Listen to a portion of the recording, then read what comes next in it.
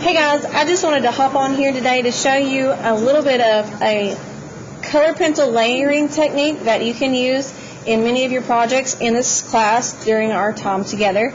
As you can see, I'm going to demonstrate how to do a tree.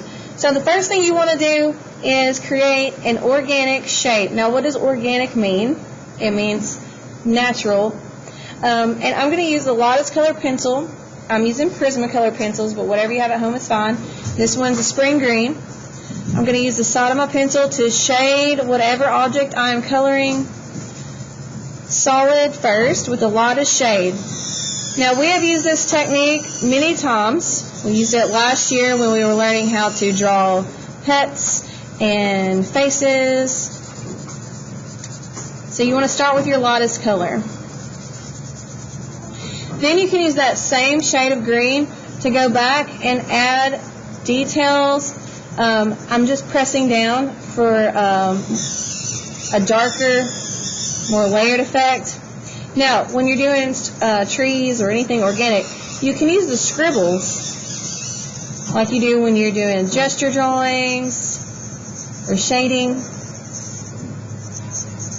The more you layer it, the darker it's going to get, just like we do when we're stippling or hatching or shading. Same idea with color pencils, guys.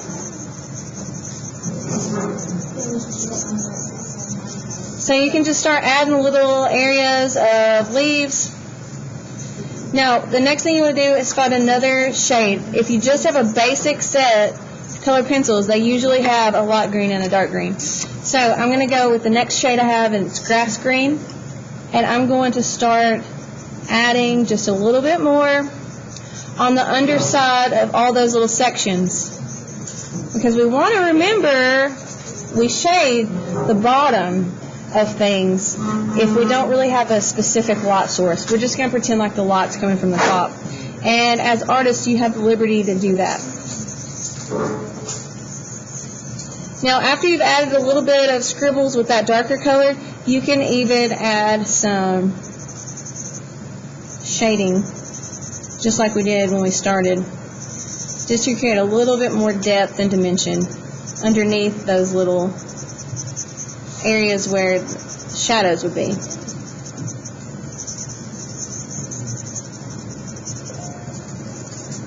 I'm going to do one more layer because I have another even darker green. It's called dark green.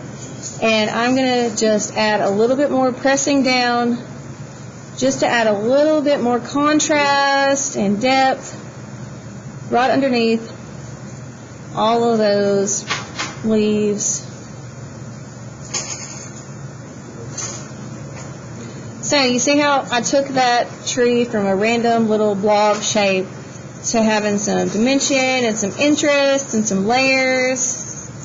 Of course, then you want to give it a little tree stump. And you can do the same thing with your trunk. So you can start out light, and then it would of course be darker underneath, and maybe pick one side that would be darker. And you can add some other color, like maybe a little bit of a golden brown, just to give it some more interest and dimension. Alrighty, so have fun giving that a try. Don't forget to always put your artist signature on your artwork. See you guys.